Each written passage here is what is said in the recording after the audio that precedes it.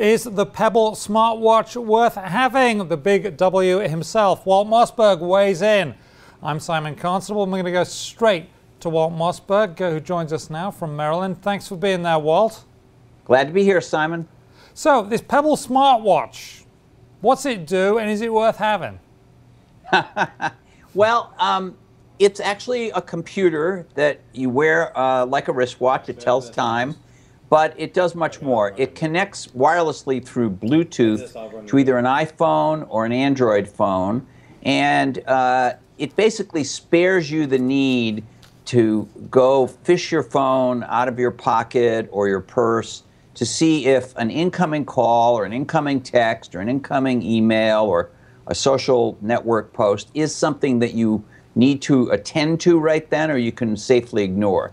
You can just look at your wrist, and it gives you, it tells you who the incoming call is from. Of course, you can hit a button and kind of send it to voicemail. And if it's a message, it gives you a preview of the message so you can get a sense of, gee, do I need to drop everything right now and deal with it, or can I wait? Now that all sounds very cool, but there are some basically some bugs that you found in this. Take us through those, because you mentioned the message thing, and that is indeed one of the bugs. If it's an Android device you connect it to, right?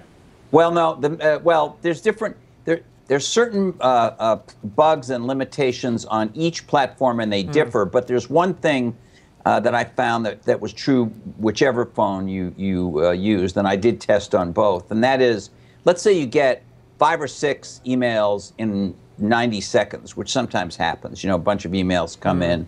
The preview of each email will overwrite the last one, and will overwrite it very quickly, so quickly that you can't even really read the previews of the ones being overwritten.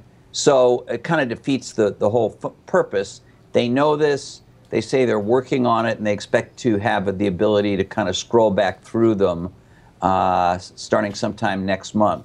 Because after all, this is a computer, and they do have an app on each platform that can update the capabilities of the watch.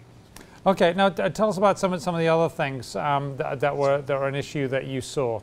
Well, let me just mention a couple of other positives, and then I'll tell you a couple of other negatives. It controls the music on your phone, and that's kind of a cool thing. So if you're running or doing something where you don't want to have the phone like in your hand, it will do that. They are coming out with tie-ins to other apps on the phones, like running apps and golf apps and other things like that. On the downside, there are just limitations or bugs in both platforms.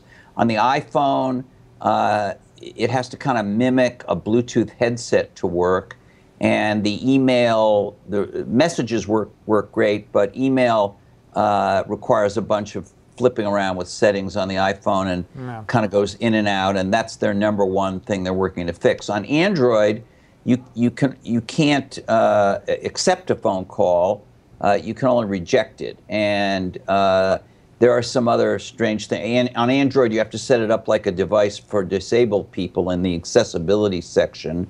Nothing wrong with that, but I mean, it's just a bunch of kind of geeky steps. It doesn't just work, and there are some other limitations on Android as well. So my advice really is, I think this is convenient. It's nicely designed. It's light, but for $150.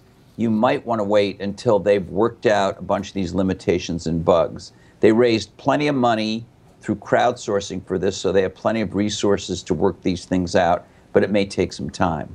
Okay, $150. If you've got it to spend, it might work it, but maybe it's better to wait for the bugs. Thank you very much. The Big W himself, Walt Mossberg. We thank you for your time. Take care, Simon. And that's it. That's Digits for now. I'm Simon Constable.